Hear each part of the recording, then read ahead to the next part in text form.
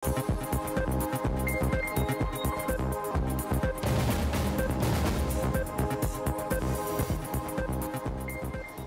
জিয়াকে লন্ডনে নেওয়ার তারিখ আরও পেছাচ্ছে। 7 থেকে 9 ডিসেম্বরের সম্ভাব্য তারিখও চূড়ান্ত নয়।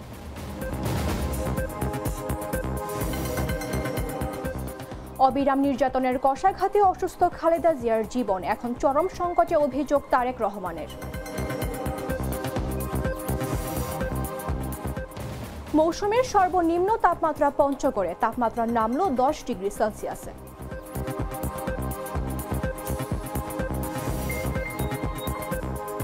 পাকিস্তান আফগানিস্তান সীমান্তে ব্যাপক গোলাগুলি, সতর্ক অবস্থানে উভয় দেশ, নেই হতাহতের খবর। এবং কাঠমান্ডুতে বড় হারে শুরু সানজিদাদের, সাফ নারী ক্লাব চ্যাম্পিয়নশিপে জমল না শুরুটা।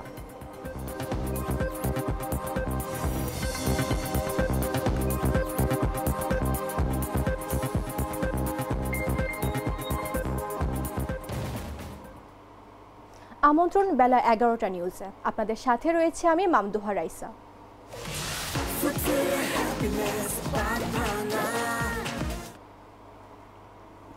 বিএনপি চেয়ারপারসন খালেদা জিয়াকে উন্নত চিকিৎসার জন্য লন্ডনে নেওয়ার তারিখ আবারও পিছিয়েছে। শুক্রবার সকালে বিএনপির পক্ষ থেকে সম্ভাব্য যাত্রার তারিখ হিসেবে 7 ডিসেম্বর বলা হলেও রাতে জানানো হয়, যা পরিবর্তন করে 9 ডিসেম্বর করা হয়েছে। তবে এই তারিখও চূড়ান্ত নয়। চিকিৎসকদের পরামর্শ ও খালেদা জিয়ার শারীরিক অবস্থার উপর নির্ভর করে সময় আরও পেছাতে পারে। খালেদা জিয়ার চিকিৎসা সংশ্লিষ্ট একটি নির্ভরযোগ্য সূত্র জানায়, তার শারীরিক অবস্থায় বিশেষ উন্নতি না হওয়ায় যাত্রার পরিকল্পনা সাময়িকভাবে পিছিয়ে দেওয়া হয়েছে। সর্বশেষ প্রাপ্ত তথ্যে তার অবস্থার উল্লেখযোগ্য পরিবর্তন নেই। কাতারের ব্যবস্থাপনায় যে এয়ার অ্যাম্বুলেন্স ভাড়া করা হয়েছে সেটিরও সময়সূচি নতুন করে নির্ধারণ করা হয়েছে। শুরুতে 6 ডিসেম্বর ঢাকায় অবতরণ করার কথা থাকলেও নতুন সময়সূচি অনুযায়ী এয়ার অ্যাম্বুলেন্সটি 10 ডিসেম্বর ঢাকায় নামবে।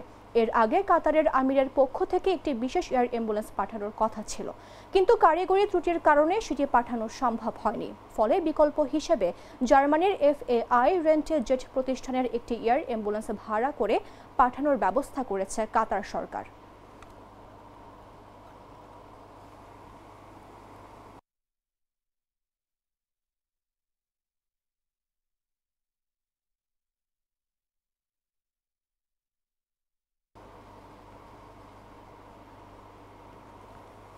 বিএনপির ভারপ্রাপ্ত চেয়ারম্যান তারেক রহমান বলেছেন, অবিরাম নির্যাতনের কষাঘাতে গুরুতর অসুস্থ হয়ে পড়েছেন দেশনেত্রী বেগম খালেদা জিয়া। শুক্রবার নিজের ফেসবুক আইডিতে দেওয়া এক পোস্টে তিনি এ মন্তব্য করেন। পোস্টে তিনি লেখেন, 6 ডিসেম্বর বাংলাদেশের গণতান্ত্রিক ইতিহাসে এক অবিস্মরণীয় দিন। 1990 সালের এই দিনে দীর্ঘ আন্দোলনের পর অবসান হয়েছিল সামরিক স্বৈরশাসক হোসেন মোহাম্মদ এরশাদের দুঃশাসনের। 1982 সালের 24 মার্চ নির্বাচিত রাষ্ট্রপতি বিচারপতি আব্দুস সাত্তারকে ক্ষমতাচ্যুত করে তিনি গণতন্ত্র হত্যা করেছিলেন। তারেক রহমান বলেন, গণতন্ত্র ফিরিয়ে আনতে 9 বছর কঠোর সংগ্রাম চালিয়ে আপসহীন নেত্রী হিসেবে খ্যাতি পান বেগম খালেদা জিয়া। তার নেতৃত্বে ছাত্র জনতার আন্দোলনে 1990 সালের 6 ডিসেম্বর ফের প্রতিষ্ঠিত হয় গণতন্ত্র। সেই চেতনায় 2024 সালের 5 আগস্ট ফেসিবাদী শক্তিকে পরাস্ত করেছিল জনগণ। তিনি অভিযোগ করেন, শেখ হাসিনার দুঃশাসনের গণতন্ত্রের মা খালেদা জিয়ার উপর চালানো হয় জেল জুলুম সহ নানা মাত্রিক নিপীড়ন। অবিরাম নির্যাতনে তার জীবন এখন চরম সংকটে পড়েছে বলে মন্তব্য করেন তারেক রহমান। তিনি দেশনেত্রীর আশু সুস্থতা কামনা করেন।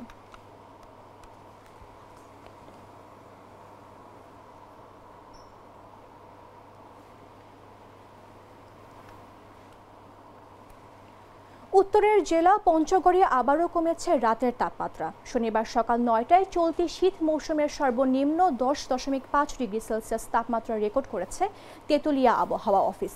টানা 3 দিন ধরে 12 এর ঘরেই ছিল সর্বনিম্ন তাপমাত্রার পারদ। এর আগে চলতি শীত মৌসুমের সর্বনিম্ন 11.7 ডিগ্রি সেলসিয়াস তাপমাত্রা রেকর্ড করা হয়েছিল তেঁতুলিয়ায়। তবে দুদিন ধরে অপরিবর্তিত 27 ডিগ্রিতেই রয়েছে দিনের সর্বোচ্চ তাপমাত্রা। কয়েকদিন ধরে রাতের তাপমাত্রা কমে যাওয়ায় শীতের প্রকোপ বৃদ্ধি পেয়েছে। প্রতিদিন সন্ধ্যার পর থেকে উত্তরের হিমেল বাতাস আর ঘন কুয়াশার কারণে কনকনে শীত অনুভূত হয়। রাতভর হালকা থেকে ঘন কুয়াশায় ঢেকে থাকে এলাকা। তবে ভোরের দিকে সূর্য উদয়ের সঙ্গে সঙ্গে কমতে থাকে ঠান্ডার অনুভূতি।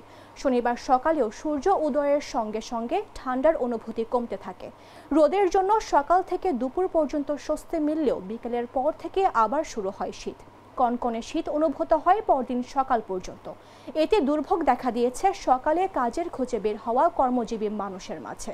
তেঁতুলিয়া আবহাওয়া পর্যবেক্ষণাগার ভারপ্রাপ্ত কর্মকর্তা জিতেন্দ্রনাথ রায় বলেন, শনিবার সকাল ৯টায় চলতি শীত মৌসুমের সর্বনিম্ন 10.5 ডিগ্রি সেলসিয়াস তাপমাত্রা রেকর্ড করা হয়। দিনের তাপমাত্রা 27 ডিগ্রি।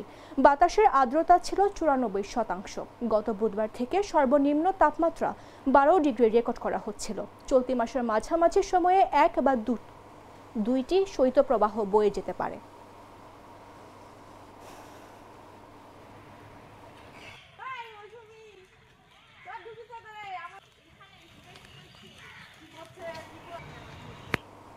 অন্তর্বর্তী সরকারের শিল্প মন্ত্রণালয়ের উপদেষ্টা আদিলুর রহমান খান বলেন, গত ফেসিবাদী সরকারের সময়ে দেশের অনেক কলকারখানা বিশেষ করে চিনি কলগুলো একে একে বন্ধ হয়ে গেছে। আমরা সেগুলো পুনরায় চালুর উদ্যোগ নিয়েছি। ইতোমধ্যে কিছু মিল আবার চালু করা হয়েছে। শুক্রবার বিকেলে চুয়াডাঙ্গার দর্শনা কেরুয়ান্ট কোম্পানিতে ক্যান কেরিয়ার আখ নিক্ষেপের মাধ্যমে 2025-26 মৌসুমের আনুষ্ঠানিক উদ্বোধন অনুষ্ঠানের প্রধান অতিথির বক্তব্যে তিনি এসব কথা বলেন। আদিলুর রহমান খান বলেন, চিনি কলের আধুনিকায়ন ও আখ মাড়াই ও চিনি উৎপাদনের যন্ত্রপাতি প্রতিস্থাপনের বিএমআরআই প্রকল্পটি অচিরেই কার্যক্রম শুরু করবে। আমি আশা করেছিলাম আজই বিএমআরআই চালু হবে, পরে জানলাম কিছু কাজ বাকি আছে। তবে কর্তৃপক্ষ আমাকে আশ্বস্ত করেছে অচিরেই এটি কার্যক্রমে ফিরিয়ে আনা হবে। খুব দ্রুত আমরা প্রকল্পটি চালু করব। ফ্যাসিবাদী সরকার চিনি কল যেগুলো বন্ধ হয়ে গেছে বা বন্ধ তারা করে দেয়, সেটা চালু করার জন্য আমরা উদ্যোগ নেই এবং আপনারা জানেন যে এটা নিয়ে আমি চেষ্টাও করেছি। কিন্তু আপনার এখানে ইনভেস্টমেন্ট লাগবে। শুধুমাত্র ভর্তুকি দিয়ে সরকারি খাতের থেকে টাকা এনে এটা সম্ভব না। আমরা চেষ্টা করছি ইনভেস্টমেন্ট আনার। ইনশাল্লাহ এই ক্ষেত্রে কিছু অগ্রগতি আছে। আমরা ইনভেস্টমেন্ট আনতে পারলে এই চিনি কলগুলো লাভজনকভাবে চালু হবে এবং কৃষক ভাইরা উপকার হবে।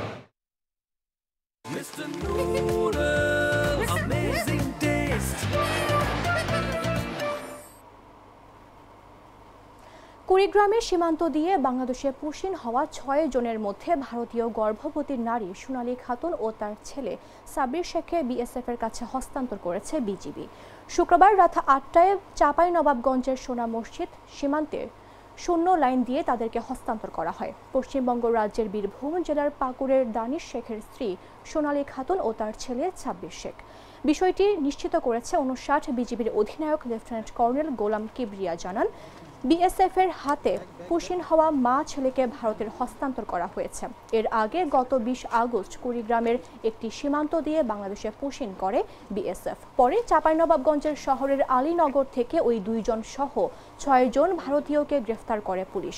পরে তাদের বিরুদ্ধে সীমান্ত অনুপ্রবেশ আইনে মামলা দায়েরের পর আদালতের মাধ্যমে কারাগারে পাঠানো হয়। তবে ওই 6 জনের মধ্যে 2 জন শিশু হওয়ায় মামলায় তাদের আসামি করা হয়নি। পরে 1 ডিসেম্বর তাদের জামিন মঞ্জুর করেন আদালত।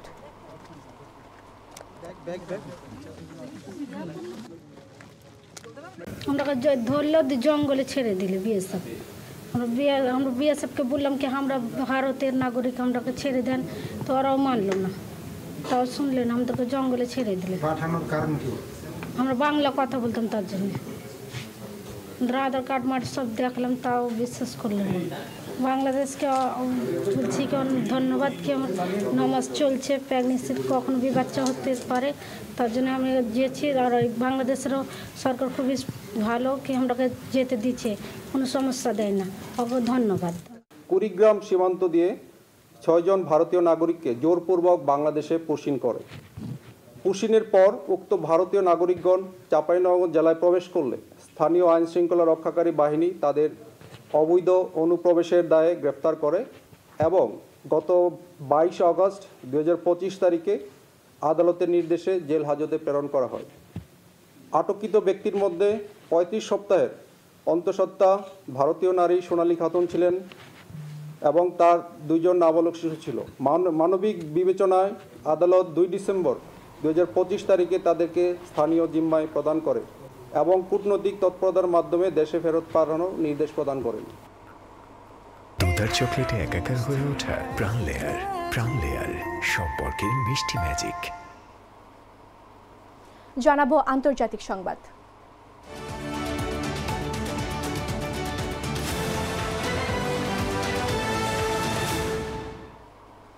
সীমান্ত এলাকায় পাকিস্তান ও আফগানিস্তানের মধ্যে ব্যাপক গোলাগুলির খবর পাওয়া গেছে। শুক্রবার গভীর রাতে এই ঘটনা ঘটে। 2 দেশের কর্মকর্তারা বিষয়টি নিশ্চিত করেছেন। এই ঘটনায় এখন পর্যন্ত কোনো হতাহতের খবর পাওয়া যায়নি। আফগান তালেবানের মুখপাত্র জবিহুল্লাহ মুজাহিদ জানান, পাকিস্তানি বাহিনীর কান্দাহার প্রদেশের স্পিন বোলদাখ জেলায় হামলা চালিয়েছে।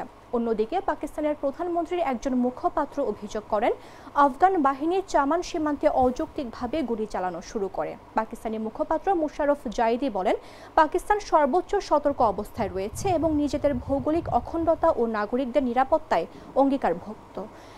এই গোলাগুলির ঘটনা আসে সপ্তাহের শুরুতে ব্যর্থ শান্তি আলোচনার পর, যদিও উভয় দেশে নাজুক যুদ্ধবিরতির বজায় রাখতে সম্মত হয়েছিল। গত সপ্তাহে সৌদি আরবে অনুষ্ঠিত এই বৈঠক ছিল কাতার, তুরস্ক ও সৌদি আরবের মধ্যস্থতায় চলমান আলোচনার সর্বশেষ ধাপ, যার উদ্দেশ্য ছিল অক্টোবরের প্রাণঘাতী সীমান্ত সংঘর্ষের পর উত্তেজনা কমানো। পাকিস্তানের অভিযোগ, আফগানিস্তান ভিত্তিক জঙ্গিরা সাম্প্রতিক সময়ে পাকিস্তানে হামলা চালাচ্ছে, যার মধ্যে রয়েছে আফগান নাগরিকদের জড়িত আত্মঘাতী হামলাও। তবে কাবুল এই অভিযোগ অস্বীকার করে বলছে, পাকিস্তানের ভেতরের নিরাপত্তা পরিস্থিতির জন্য তারা দায়ী নয়।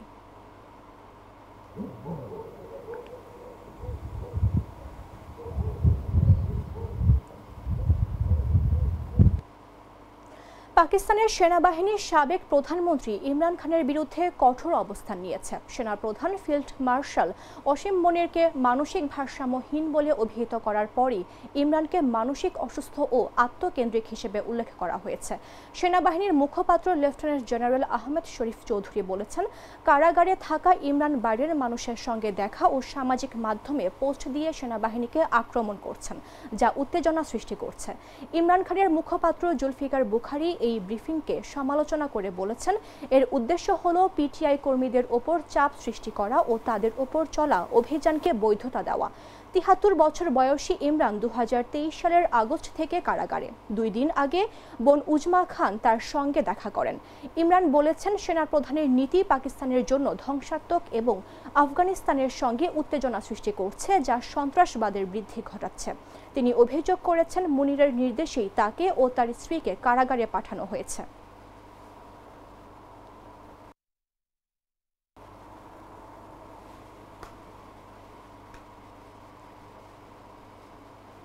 সংবাদ শেষ করব খেলার খবর জানিয়ে।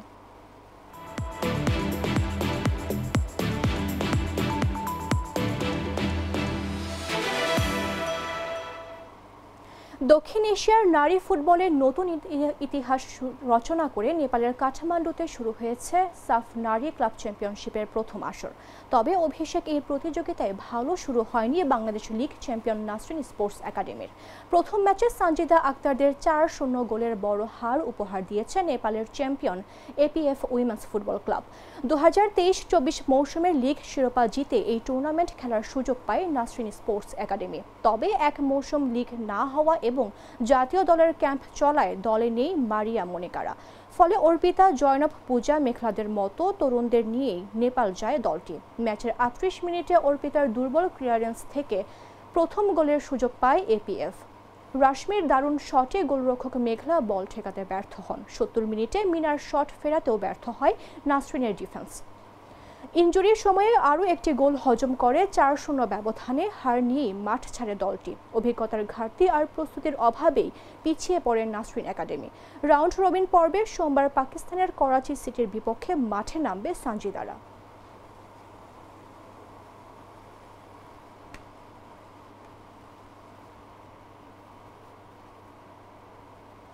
সংবাদ শেষ করার পূর্বে শিরোনামগুলো জানিয়ে দিচ্ছে আরও একবার।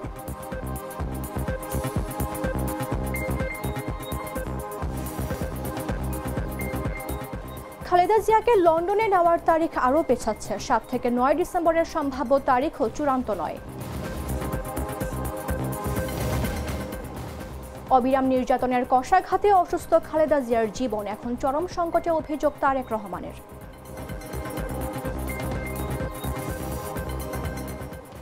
মৌসুমের সর্বনিম্ন তাপমাত্রা পঞ্চগড়ে, তাপমাত্রা নামল 10 ডিগ্রি সেলসিয়াসে।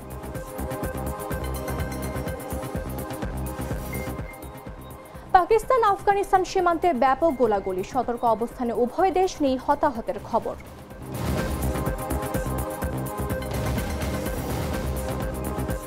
এবং কাঠমান্ডুতে বড় হারে শুরু সানজিদাদের, সাফ নারী ক্লাব চ্যাম্পিয়নশিপে জমল না শুরুটা।